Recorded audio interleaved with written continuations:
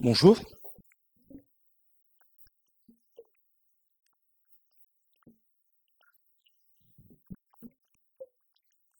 Effectivement, alors je dirais que c'est un honneur aussi pour moi. Doublement, pour quelle raison? C'est parce que mes parents sont originaires de Meknès. Donc aujourd'hui, nous sommes à Fès. Vendredi, nous serons à Meknès. Et effectivement, donc je suis élu à la mairie de Toulouse. Alors avec des délégations qui sont précises. Donc je suis en charge des quartiers politiques de la ville. Je suis en charge de l'intégration par le sport et une autre délégation qui sont les assises de la politique de la ville et une autre délégation à la culture et plus précisément de la danse.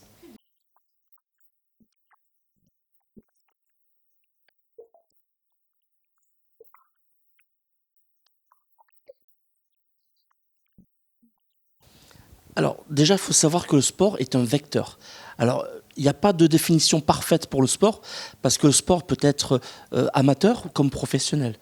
Le sport est un vecteur sur un plan social, sur un plan culturel, sur un plan humain, et son importance, je dirais, permet de bien concentrer le soi-même. Donc le sport, comme je dis, on peut s'évader, comme on peut en faire la compétition, et ainsi de suite. Je tenais quand même à faire un petit point sur le sport en général. Alors Toulouse est une ville sportive, il faut le savoir. Elle a eu un label en février 2018 qui a été remis par la ministre des Sports, Laura Flessel, à Monsieur le maire. Donc un label qui a permis de dire que un discernement en disant que la ville était une ville sportive. Alors après, nous avons aussi d'autres atouts à Toulouse avec la ville qui offre le plus grand nombre de créneaux sportifs, la ville qui a le plus grand nombre d'équipements sportifs et la ville qui a le plus grand nombre de clubs élites. Donc les clubs élites, pour information, ce sont le Stade Toulousain, qui est connu, le rugby à 15, nous avons le rugby à 13 avec le Théo, nous avons le foot, le TFC, nous avons les Spacers, le volley, nous avons le hand, nous avons le basket féminin, et enfin les Dauphins du Touac, qui est la natation. Toulouse, lorsque je parle d'une ville sportive, elle a organisé, lors de notre mandat, deux événements majeurs. L'Euro 2016, donc l'Euro de foot, avec 4 matchs sur Toulouse, 3 matchs de poule et un huitième de finale. Et le dernier événement qui était cet été, c'était l'arrivée et le départ du Tour de France. Et donc là, je vous ai parlé sur le plan toulousain, sur le plan national. Mais je peux parler aussi sur le plan du Royaume du Maroc.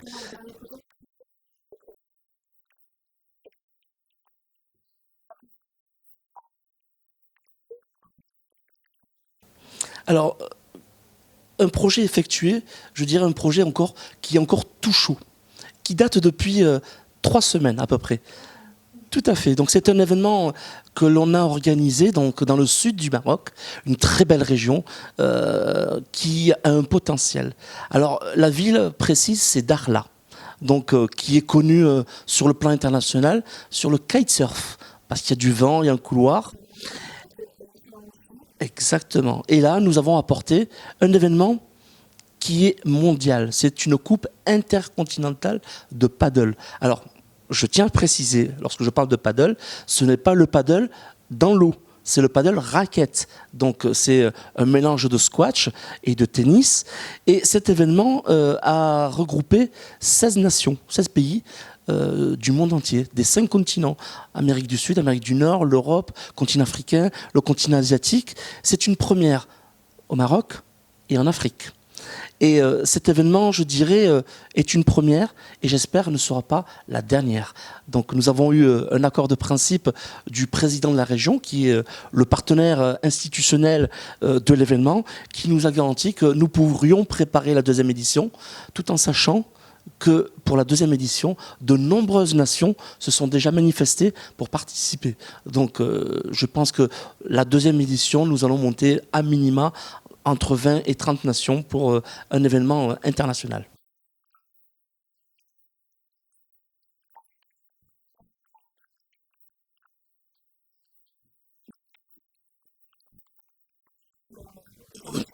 Alors, il faut savoir que dans les pratiques sportives, j'en avais recensé environ un peu plus de 200 pratiques sportives. Vous avez le sport populaire.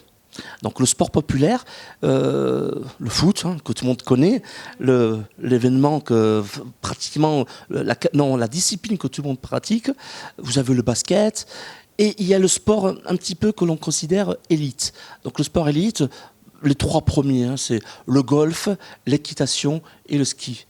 Et donc la région de Meknès-Fès a un potentiel. Nous avons la station de ski de Ifrane, par exemple, qui ne demande que ça. Donc peut-être qu'il y a quelque chose à faire à Ifrane.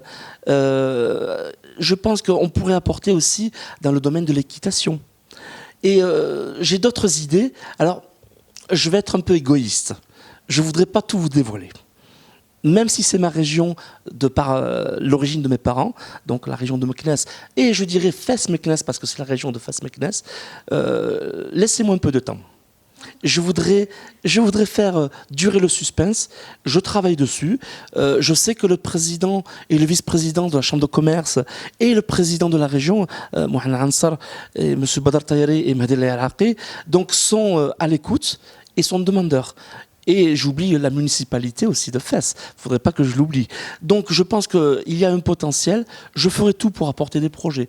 Mais je ne voudrais pas apporter des projets, comme je vous disais, qui sont connus. L'idée, c'est d'apporter des projets, pas forcément, je dirais des concepts méconnus, des nouvelles disciplines. Le paddle, quand vous faites le recensement au Maroc, vous avez, alors j'ai recensé grosso modo entre 8 et 10 clubs à travers le Maroc. Est-ce que vous savez combien il y a de pratiquants en Espagne? L'Espagne, c'est à 13 km. 4,5 millions de pratiquants. Donc je pense qu'il y a un potentiel. Les gens sont demandeurs. Aujourd'hui, il faut apporter des nouvelles disciplines qui sont innovantes, qui sont peut-être peu ou méconnues. Donc, alors, allez, je vais vous faire un scoop. Allez, comme ça, vous l'aurez en privilégié. Mais bien sûr, vous le méritez. Et la région de Meknès-Fès. Donc aujourd'hui, je suis en train de discuter avec le président de la Fédération française de Tech-Ball. Alors le Tech-Ball, je pense que ça ne va rien vous dire. Le Tech-Ball, c'est une table de ping-pong qui est incurvée.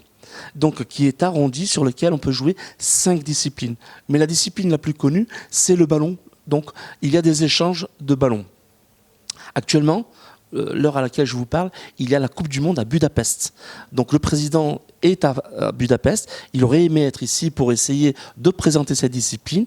Nous essayons de la développer. Alors, elle a été présentée lors des Jeux africains à Rabat cet été, où il y a eu une exposition de ces tables pour lesquelles il y a eu des démonstrations. Donc nous sommes en train de travailler pour apporter cette nouvelle discipline qui est peut-être peu ou méconnu, mais pour lequel nous souhaitons que le Maroc soit toujours le privilégié de l'Afrique. Comme vous savez, on dit toujours le hub. Donc le hub, nous voulons, et je souhaite, c'est mon souhait, en tant qu'élu de la République et en tant que président de l'association du Cercle Averroès, d'apporter des projets innovants au Maroc. Mais nous ferons tout pour. Il suffit d'être à l'écoute et nous, on fera tout pour que nous puissions développer de nouvelles pratiques, je dirais sportives et économiques aussi.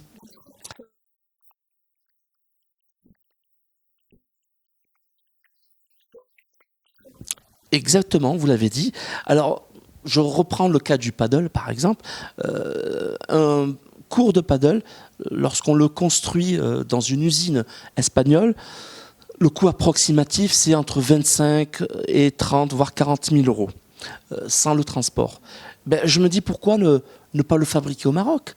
C'est un savoir-faire, certes, mais le Maroc a le potentiel de fabriquer, de dupliquer, de construire des cours de paddle. C'est une structure métallique, ce sont des parois en verre, c'est du grillage, c'est du gazon synthétique. Donc je pense que le Maroc a les capacités de construire des cours, des structures de paddle, qui peuvent être aussi être vendues en local, à l'international, il n'y a pas de raison. Et c'est comme l'équipement, c'est pareil. Donc, une tenue de paddle, c'est un short, c'est un t-shirt et une raquette. Donc, il suffit de donner ce savoir-faire aux Marocains qui ont les capacités, qui ont tous les moyens de pouvoir fabriquer eux-mêmes en local et avec de l'export à l'international.